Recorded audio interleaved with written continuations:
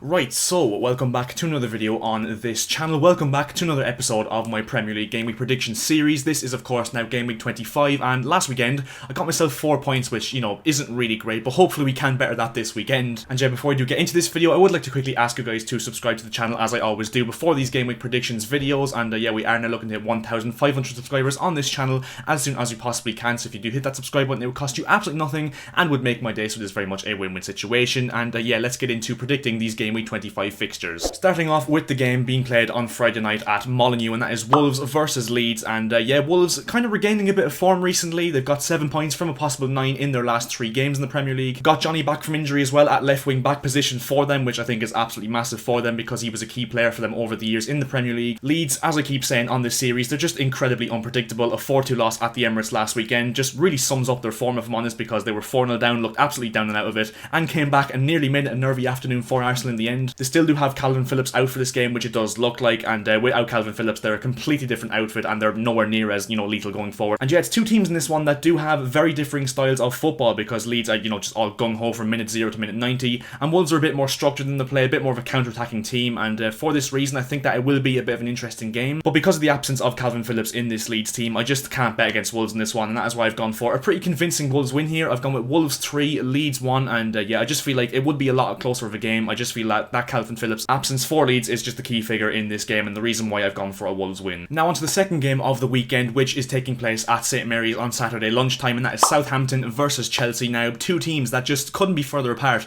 in terms of the form table. Southampton lost their last 6 league games in a row now, and Chelsea on the other hand have won their last 5 games in the Premier League. Thiago Silva and Kai Havertz, who of course are two main players injured for Chelsea at this moment in time, they probably won't be as fit to play in this game, and that's why I probably think they won't feature. But Timo Werner well back in form after that game against Newcastle on Monday night. And yeah, Chelsea haven't conceded, or lost for that matter, under Thomas Tuchel thus far, and Southampton still missing some important players in their first team. And after all that data I have given you on this game, I'm telling you right now, Southampton are favourites for this game in my opinion, because every single time Chelsea play against these teams that are in really bad form, we do seem to just hand them the initiative in these games, and that is why I've gone for Southampton 1, Chelsea 1, and I do think Southampton are the more likely team to win this game, but I think that our quality can get us through this one, and that's why I think we've gone for a draw. Now onto the next game, and that is being played at Turf Moor, Burnley versus West Brom. West Brom haven't won in any of their last 6 league games in the Premier League. Really should have beaten United last weekend, if I'm honest. I mean, they had so many chances, but they were just extremely wasteful of those chances. Burnley are just one of those teams right now in the Premier League, quietly going about their business in the Premier League, picking up points, just enough points to stay above the relegation zone at this moment in time. And let's be honest, it's the two biggest shithouse teams in the Premier League going head to head for this game, and yeah, for some reason I just do feel like there will be a bit of goals in this one, and that is why I've gone for Burnley 2,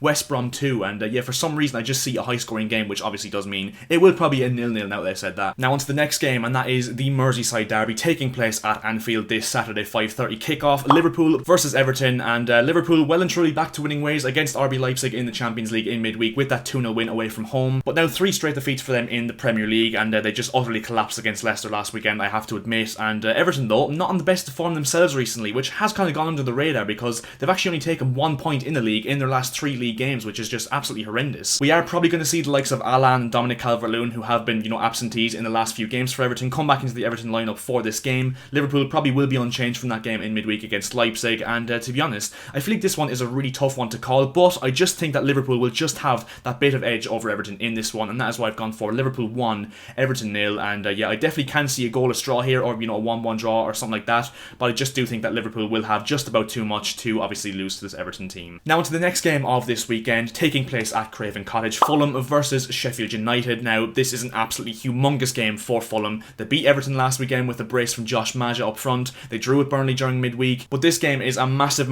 opportunity for them to close the gap on Newcastle, who are just above them in the Premier League table, and it could close the gap to just 3 points. Sheffield United were dismissed really convincingly by West Ham last weekend in that 3-0 defeat. Another crucial player injured for them in John Egan, who of course is added to that injury list. That of course includes Jack O'Connell and Sander Berge at this moment in time. And to be honest, I just don't think that Fulham deserves to go down, and I really do hope they survive because they play very good football. Scott Parker I think has got them playing some very good football. It's just that they haven't really been able to take their chances. They haven't been able to turn those draws that they've been getting into victories, but I think they will recognise the importance of this game, and for that reason I am backing them in this one, and I've gone for Fulham 2, Sheffield United 1, and yeah, I just feel like Fulham, they have to win this one if they're going to have any chance of staying up this season. Now onto the next game, a London derby, West Ham United versus Tottenham Hotspur at the London Stadium. Now West Ham, they just won't stop at this moment in time. They're currently level on points with the top 4, and of course last time these two sides faced faced in the Premier League, we had that, you know, comeback of the season, the 3-3 draw at the Tottenham Hotspur Stadium. And to be honest, in this series, I just keep backing Spurs and they keep letting me down. They've won one of their last 5 league games in the Premier League. They did win last night against Wolfsburg in the Europa League by 4-1, but of course, albeit against a really weak side. And this is West Ham's Champions League final. It always is every single season. And just imagine this, West Ham winning this game, propelling themselves into the top 4 whilst knocking Spurs even further back into mid-table. It's just a sight to behold for West Ham fans if it was to happen. But to be honest, I just feel like once again, I'm going to back Spurs in this one just about because I do think that they will pick up a point in this one. I've gone for West Ham 2, Tottenham 2, another high-scoring draw in this Premier League weekend. And yeah, I just feel like Spurs, they have to get something from this game, especially with the fact that West Ham will have that, of course, mentality on their minds that they'll want to get into the top 4 and knock Spurs back into mid-table. Now into the next game of this weekend, taking place at Villa Park, and that is Aston Villa versus Leicester City. Two sides I'm very much like a lot this season. Leicester were absolutely devastating in that last 10 minutes against Liverpool last weekend at the King Power Stadium. They do have James Justin injured for the rest of the season, which is mightily unfortunate for them. Aston Villa last time out were held against Brighton in that 0-0 draw at the Amex Stadium, and also, you know, missing a key fullback in their system in Matty Cash, who has suffered a hamstring injury himself. And I think the key factor in deciding this prediction is the fact that Leicester did play in Czech Republic last night. They were held to a 0-0 draw in Czech Republic against Slavia Prague, and overall Villa have had a full week's rest after that game against Brighton last weekend.